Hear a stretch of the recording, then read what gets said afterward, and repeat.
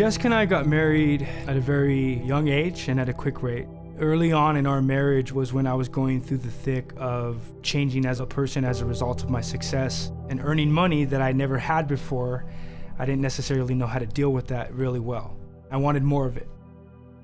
It was acceptable that as long as I was around and providing for them, that it was okay to pursue my own ambitions and not doing the things that I should have been doing as a husband and as a father. So that resulted in us fighting a lot and deciding on divorcing. I worked at a company where I had a good reputation. I was going out and I was partying and I was drinking and I was just doing things that made me feel temporarily better for myself, but after I had done them, they made me feel worse. Well, just like with anything, when you ignore your responsibilities, my employer couldn't overlook the things that I was doing. So in one quick week, I lost my job, I lost my house, I lost everything with nothing to my name and nowhere to go. I was at rock bottom and at the end of my rope. That's what ultimately led to me being homeless.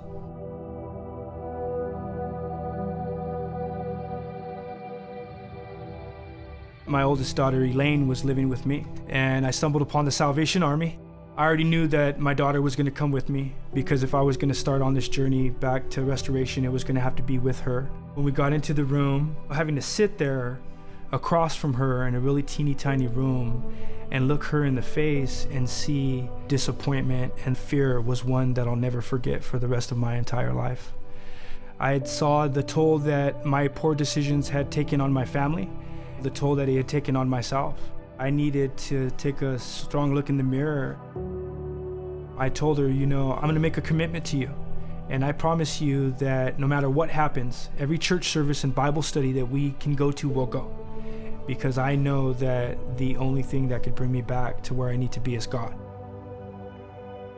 You think Salvation Army, you think homeless shelter, you think food program. But the staff told us, yeah, there's a church service that you can go to. So I said, have whoever it is pick me up. And it turned out to be Lieutenant Fabio. With them, we found out that they were very good-hearted people. They sincerely cared about the people that were in their programs and in their ministry. And that authenticity came across and allowed us to trust them with our story. Every chance they got to come get us and to welcome us into their family, they did. I had a lot of fear. I was coming here from a place of failure, and that was a big problem for me for a long time, was my pride. So losing everything for me was a catalyst to be broken enough. And it was at that moment in my room where God was calling me out, that if I continued down the path I was in, I was just gonna have more of the same. And so the Holy Spirit told me that I had a decision to make.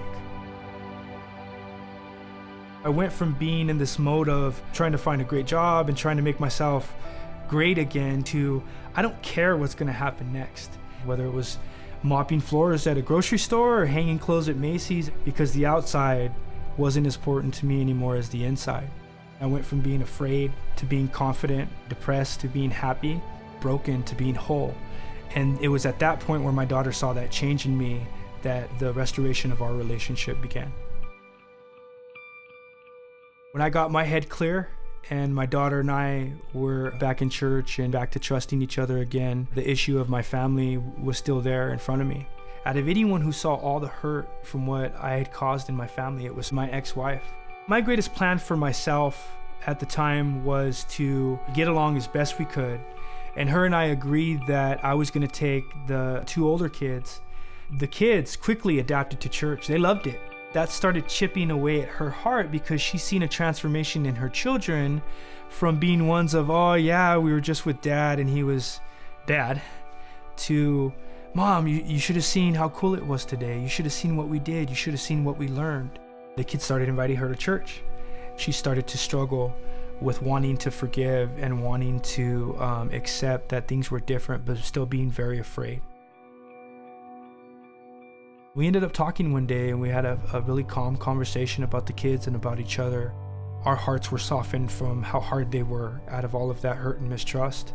Well, those conversations changed into, well, what do you think about the future? What are your plans and what's going on? And we decided to go out to eat together without the kids to talk about stuff. We found ourselves dating again. I said, do you think that what is happening, I think is happening? And she says, I think it might be happening.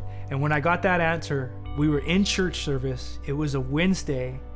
And I looked over at my wife and I said, I want to get remarried. And before she could respond, I said, this Friday.